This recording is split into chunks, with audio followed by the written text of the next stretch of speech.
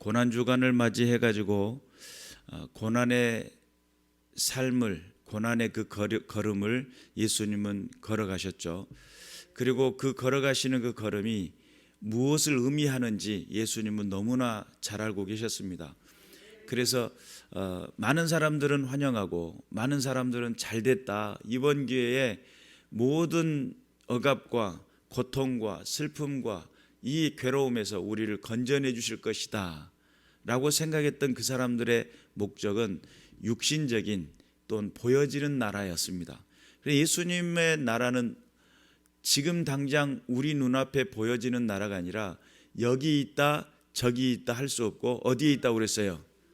너희 마음속에 있느니라 그랬죠.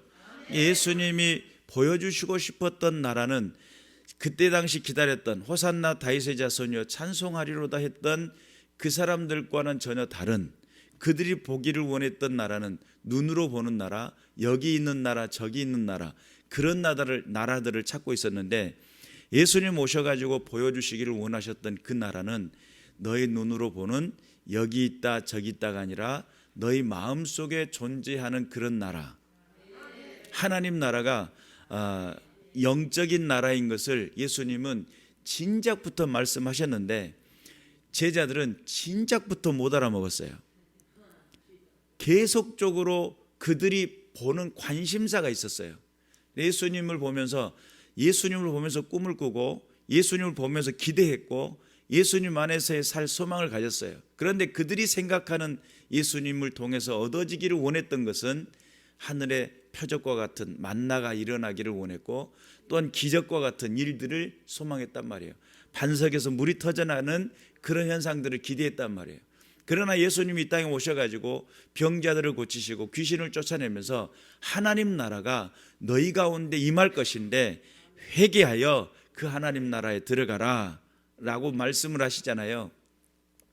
그래서 예수님이 보시는 나라, 예수님이 만드시기를 원하시는 그 나라는 과연 어떤 것일까라고 하는 그런 부분들, 오늘도 말씀을 통해서 십자가의 피로라고 하는 제목인데 많은 사람들은 예수님이 그 나라에서 엄청난 흥왕한 나라를 할 거라고 하는 그런 기대감이 있었기 때문에 두 형제가 찾아와 가지고 하나는 주의 좌편에 하나는 주의 우편에 어머니를 대동해 가지고 이야기를 할 정도로, 그러니까 당장 현상적으로 이곳에 임할 나라인 줄 알았던 거예요. 그런데 예수님의 그 걸음을 철저하게 묵묵히 걸어가는 그 걸음은 이 땅에서 하나님 나라가 존재하기 위한 첫 번째 선결 요건이 뭐냐면 죄가 있어서는 결단코 그 나라가 이루어질 수 없기 때문에 가장 중요한 죄를 제거하는 작업이었죠. 죄가 해결되지 않고서는 하나님 나라가 우리의 가운데 존재할 수도 우리에게 소개될 수도 없는 그런 상태가 돼요.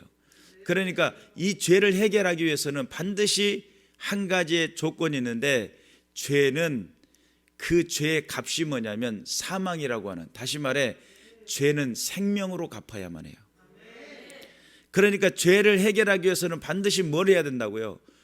생명으로 누군가가 죽어야 된다는 거예요. 그래서 구약시대 때 하나님 앞에 죄를 해결하는 방법을 말 그대로 양이나 소를 들여서 죄를 해결해 왔었는데, 그렇게 했던 것은 그 사건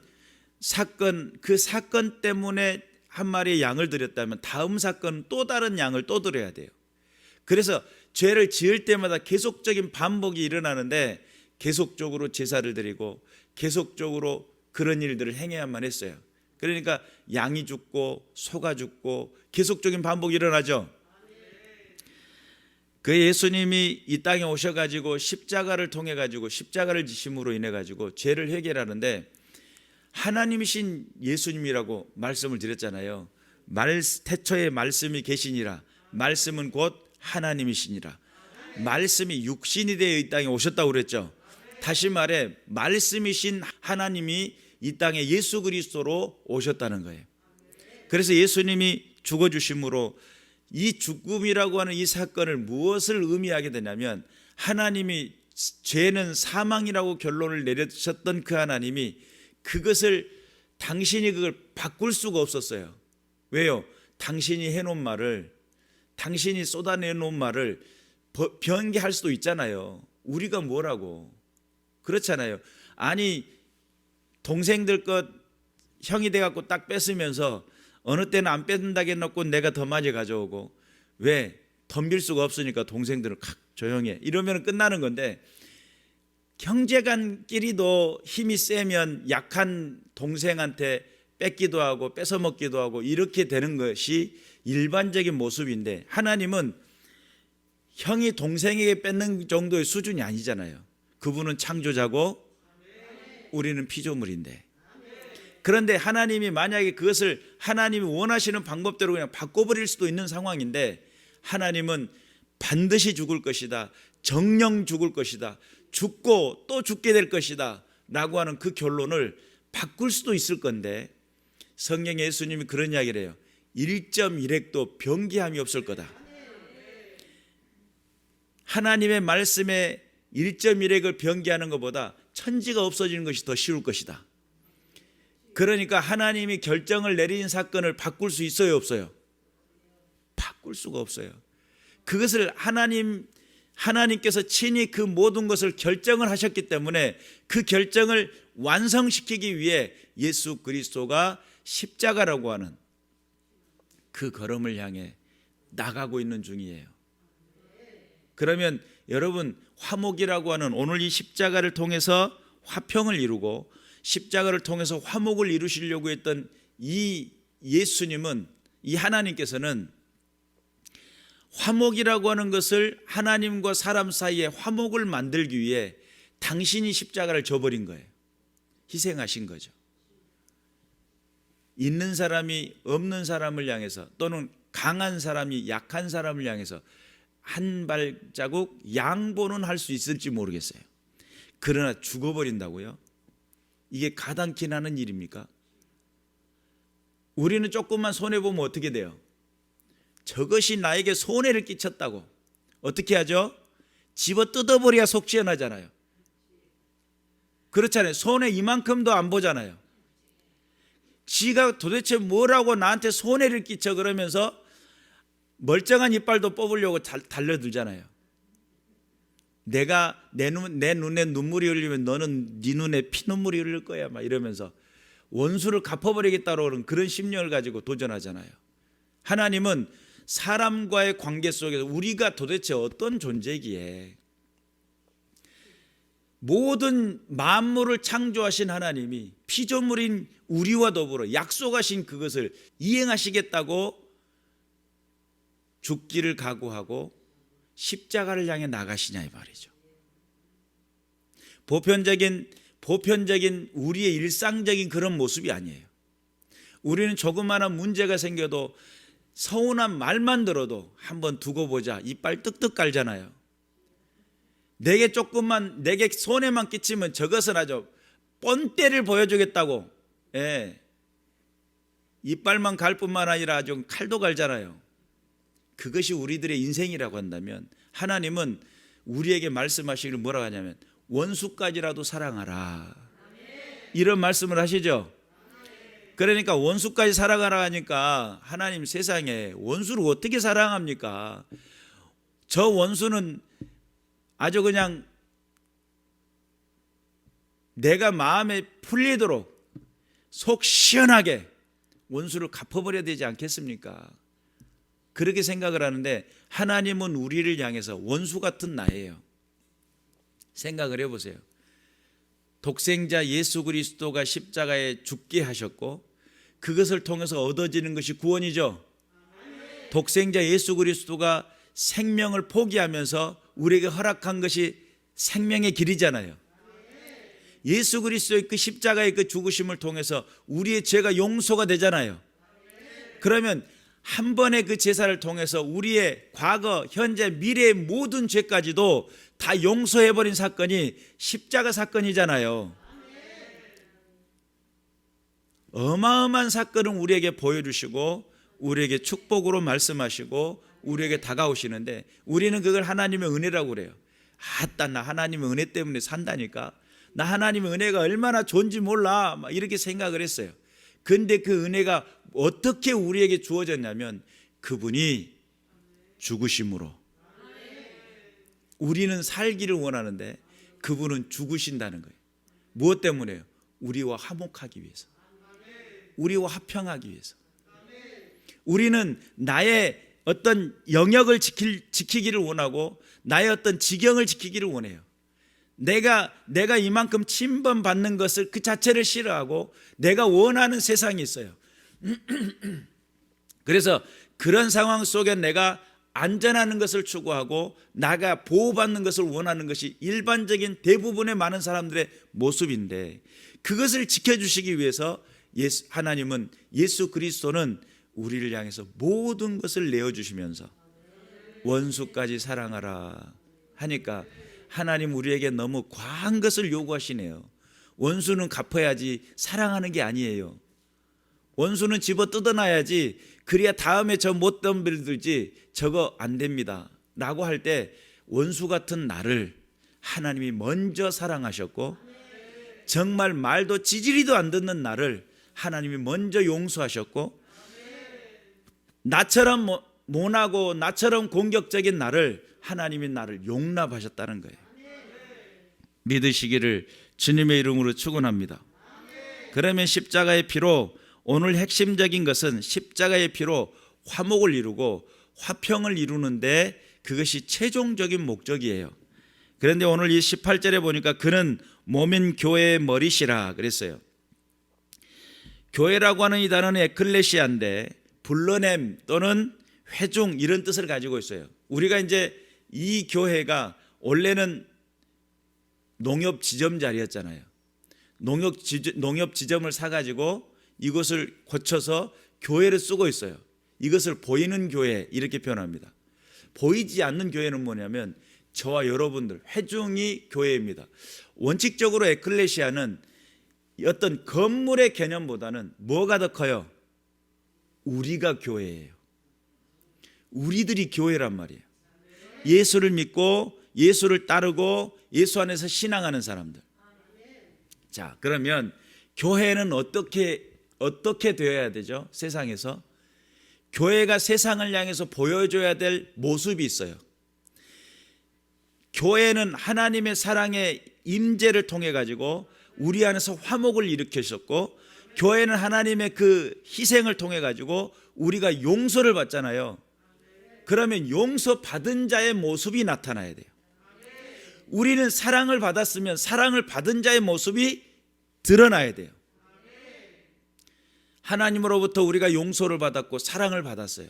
그러면 사랑받은 사람이 사랑받았는데 사랑을 해주는데, 자녀들도 보면 울퉁불퉁 짝 하는 이런 친구들 있잖아요. 원망하고 불평하고 맨 공격하고 막 시기하고 질투하고 이런 자녀들이 있을 수 있어요. 그러면 같은 자녀인데 어떤 자녀는 잘 인내하고 잘 순종하고 잘 따르는 자녀가 있는가 반면에 그렇지 못한 자녀들이 있어요. 그럼 전 부모 입장에서는 마음이 아파요. 그러겠죠? 우리가 교회라고 한다면, 우리 교회라고 하는 믿음의 공동체, 이 공동체가 세상을 향해서 보여줘야 될 것이 있는데, 하나님의 그 사랑이 나를 통과해서 사랑이 나타나야 되고, 하나님의 그 용서가, 그 희생이 나를 통해서 너그러움과 관용으로 나타나야 되며, 하나님이 나를 감싸 안아주시면서 모든 것은 나의 원수 같은 내 인생의 삶을 감싸 안아주시면서 보여주신 그것이 나를 통해 원유로 나타나고 희락으로 나타나고 사랑으로 나타나고. 그런데 교회 안에, 교회라고 하는 공동체가 밖에 나가서 날마다 싫은 소리하고 남 헐뜯는 소리하고 미운 소리하고, 그러면 그것이 과연 교회로서, 하나님 보시기에 정말 교회로서, 용서받은 자로서, 거듭난 백성으로서 과연 가당키나 하겠는가? 될 말이에요? 안 되겠죠? 절대 안 되는 거예요. 왜냐하면 내가 교회이기 때문에 그래요. 내가 누군가를 전도하고 싶다. 그런데 전도를 하고 싶은데 우리들끼리 모여있는 그 사건들의 많은 이야기들을, 안 좋은 이야기들을 그쪽에다 자꾸 흘려보냈어요. 그랬더니 나중에 기회가 돼가지고 전도를 하려고 했어요. 그러니까 혹시 그 교회 아직도 그 아무개 집사님 있어? 있어. 그럼 나 그 교회 못 가. 왜냐하면 내가 평상시에 심어놓은 게 있잖아요.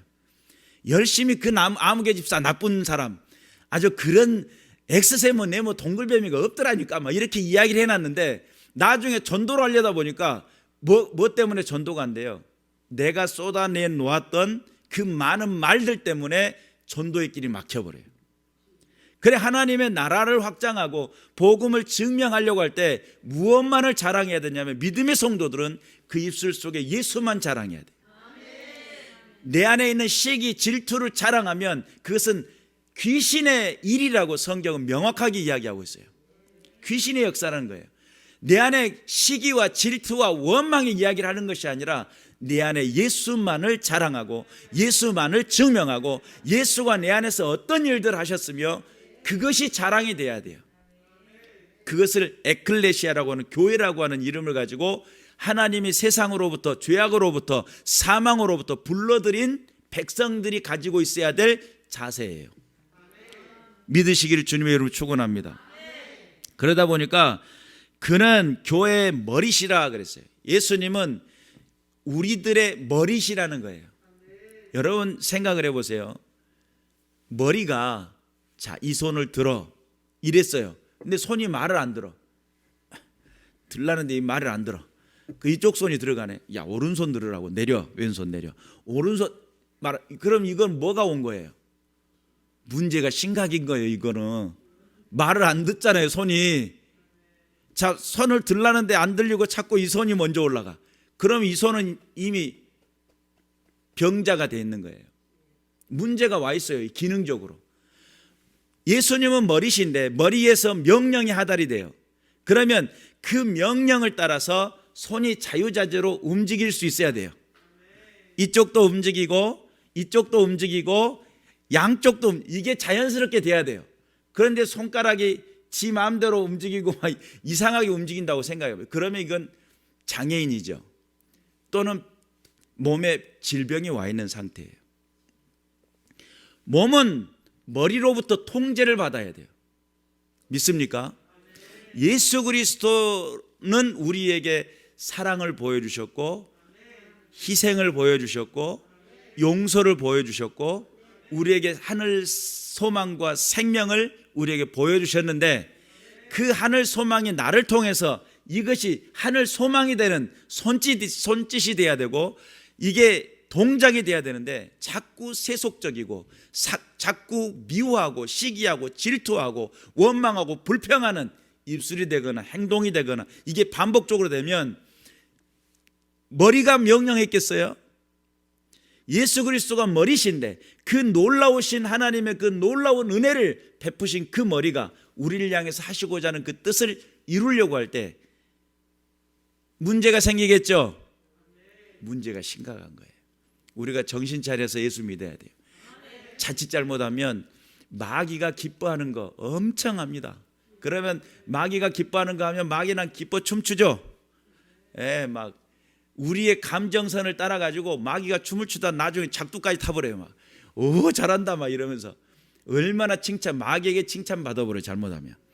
우리 주님으로부터 칭찬 받아야 되고 우리 예수 그리스도가 우리에게 보여주신 희생과 사랑과 그 놀라운 용서가 우리 가운데 흘러넘치며 세상을 향해서 사랑과 희락과 화평과 오래 참음과 자비와 양성과 충성과 온유와 절제가 성령의 열매를 통해서 나타나는 그 은혜가 나타나야 되는데, 아직도 과거의 옛사람의 구습을 벗어버리지 못하고 아직도 죄악 가운데 습관 속에 눌려있던 그 모든 죄악 가운데 예수 그리스도의 명령과는 상관없이 내 입에서는 저주와 악독이 넘쳐난다면 이거는 하나님 앞에 엄청난 큰 죄인 것을 깨달아야 됩니다. 믿으시기를 주님의 이름으로 축원합니다. 그래서 여러분, 우리가 건강한 사람은 이 팔이 붙어 있다는 것을 의식조차도 못해요. 왜요? 팔이 내가 생각한 대로 잘 움직이니까. 근데 아픈 사람들은 어떤 현상이 일어나냐면요, 이걸 신경을 써야 돼. 이만큼 가면 여기가 아파, 50견, 그죠? 어깨를 들었는데 이만큼 하면 아파, 50견. 그래서 막 여기요 공원 가면 이거 있잖아요, 돌리는 거. 막 돌리고 있어. 왜 돌려요? 어깨가 자꾸 신경이 쓰여. 건강한 성도는 예수님에게 신경 쓰이는 게 아니고 예수님과 함께하고 동역하고 동행하며 하나님과 더불어 기뻐하고 즐거워하고 주님 안에서 거추장거리는 그런 존재가 아니에요. 그런데 자꾸 눈에 쓰이고 자꾸 눈에 밟히고 자꾸 신경 쓰이고 그것이 좋은 현상일까? 그것은 아파 있는 현상이에요. 깨어 있어야 될 줄로 믿습니다. 그가 근본이시요, 성경은 그렇게 이야기합니다. 근본이라고 하는 것은 아르케라고 하는 단어인데 질서, 시간, 장소, 계급 그런 상황 속에서 말 그대로 우두머리가 되거나 또는 첫 번째 자리가 되거나 또는 권세, 주권, 원리, 통치 그런 순간에 시간적인 순서에 가장 맨 앞에 있거나 그런 뜻을 말해요. 그러면 여기서 근본이라고 하는 이 말씀 자체는 예수가 근본이라는 것은 모든 시간상의 흐름의 첫 번째라는 뜻이잖아요. 말씀이 태초에 말씀이 계시니라 그 말씀은 곧 하나님이시라 그러는데 그 말씀으로 세상을 창조하시잖아요. 그런 시간적인 순서의 모든 근본이 될 수도 있겠지만 여기에서의 근본은 모든 죽은 자들 가운데 오늘 바로 뒤에 나오는 죽은 자들 가운데서 먼저 나시니 지난번에 15절 말씀을 하면서 먼저 나신 것에 대해서 이야기를 했었잖아요. 그것이 좀 삼일체 부분에 있어서 좀 난해적인 부분들이 있다 이렇게 표현했는데 그것을 부활이라는 개념으로 이해하면 좀 더 쉽다고 그랬죠. 여기서도 죽은 자들 가운데 먼저 나신이라고 했을 때 예수 그리스도가 십자가에 죽어주심으로 부활의 첫 열매, 부활의 시작점이 된 겁니다. 그래서 거기는 그는 근본인데 부활의 시작점이 됐고 부활의 첫째가 됐어요. 첫째가. 믿으시기를 주님 이름으로 축원합니다. 친히 만물의 으뜸이 되려 하시며 하나님께서 그 이름을 높이사 모든 만물 가운데 으뜸이 되게 하시는, 그래서 지금의 하나님의 나라라고 하는 이 관념 안에서 과거의 구약시대 때와는 다르게 신약의 과거 하나님의 나라라고 하는 그 관념을 딱 이름과 동시에 다른 이름으로서는 구원을 얻을 만한 이름을 주신 적이 없어요. 믿으시길 바랍니다. 저쪽에 안 아무개하고도 전혀 관계가 없어요. 그런 사람하고 틀려요. 이쪽에 이 아무개하고도 그런 사람하고 전혀 다른 이름으로서는 구원을 얻을 만한 이름을 주신 적이 없어요. 오직 예수 그리스도 만물의 으뜸이 되시고 근본이 되시는 첫 번째 부활의 첫 열매가 되시는 믿음의 군사가 되시길 바랍니다.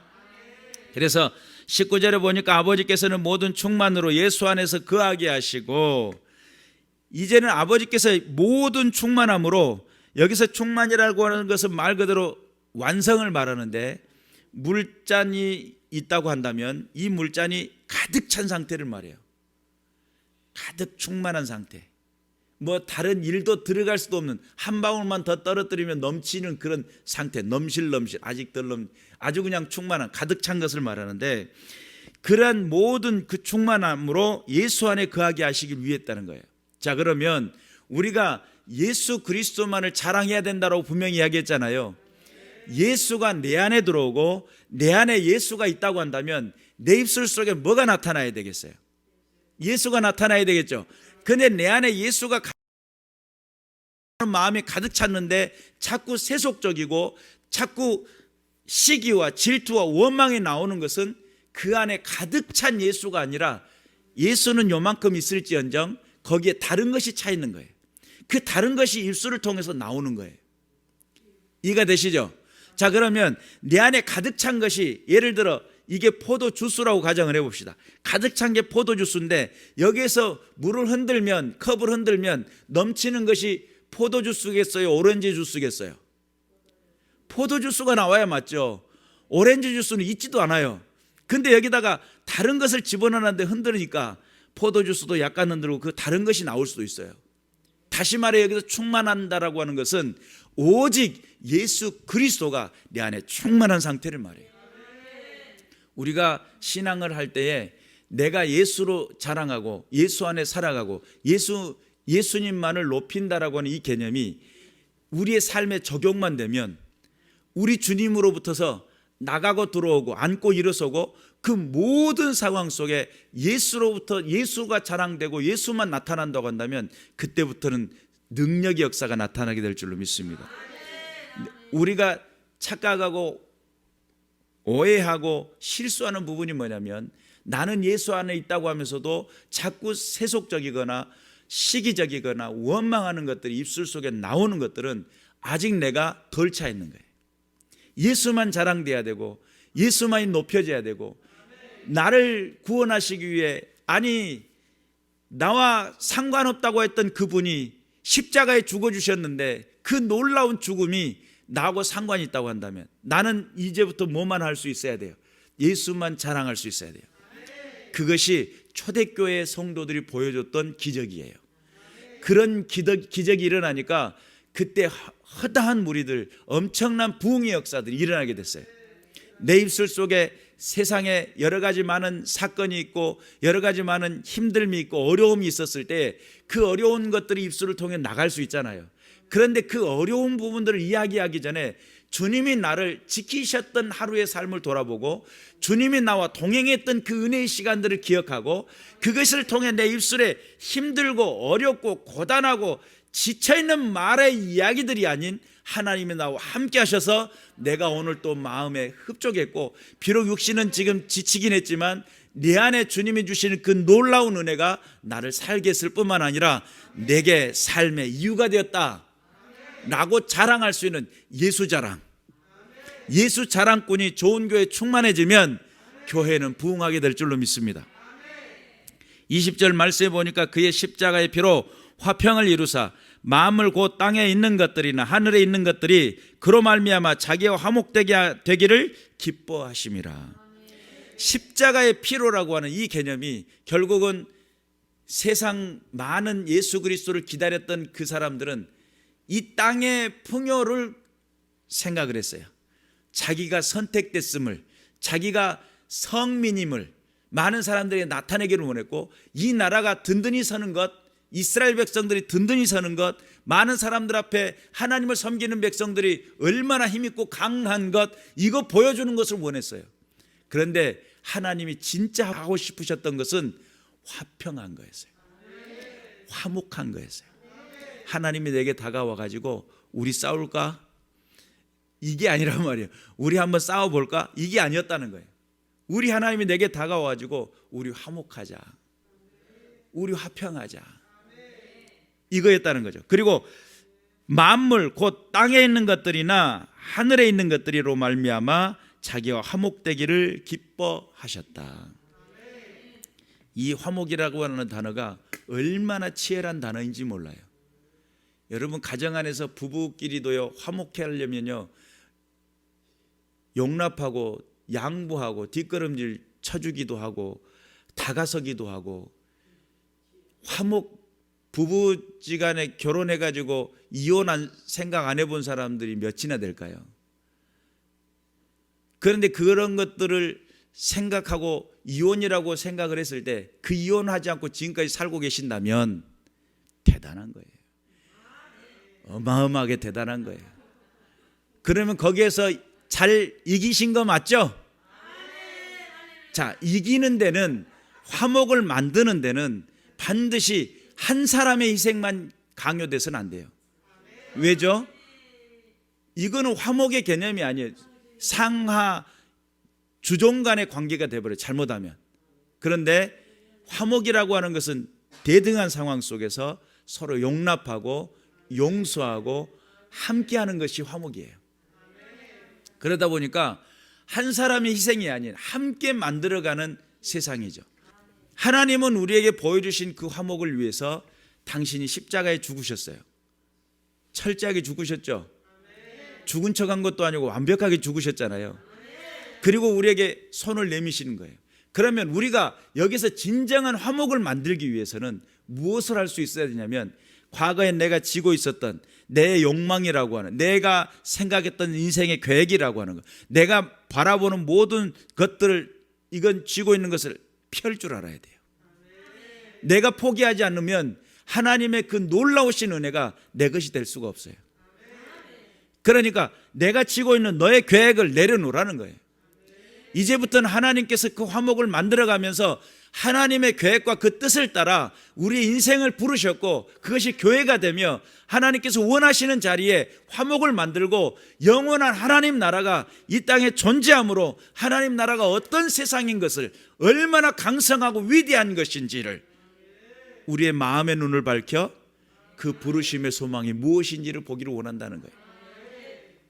깨어 있어야 되겠죠. 그러니까 하나님이 희생했으니까 그걸로 끝, 나는 이제 좋아, 룰루랄라, 이게 아니에요.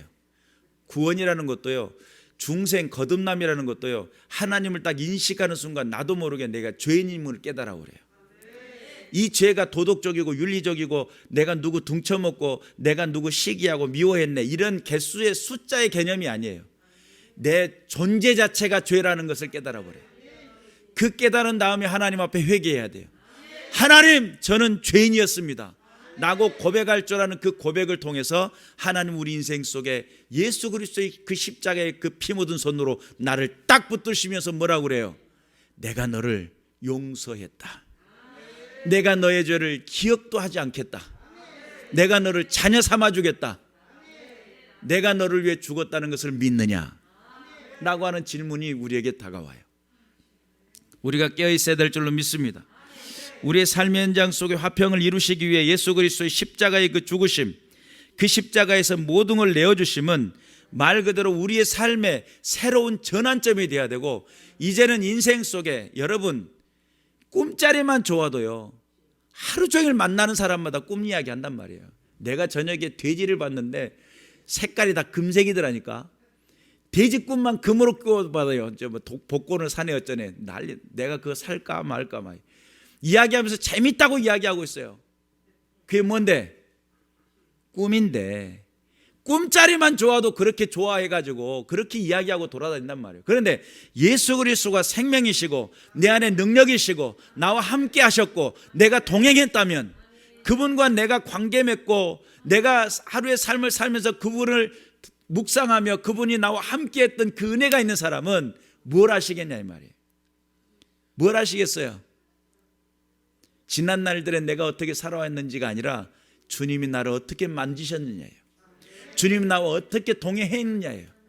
주님이 내 안에 무엇을 말씀하셨느냐예요. 그런 은혜가 믿음의 백성들을 통해서 나타나고 증명되고, 하나님이 나와 함께 가셨고 하나님이 내 안에 역사하셨고, 이걸 나타내고 증거하는 것이 우리가 말하는 신앙이라는 개념이에요.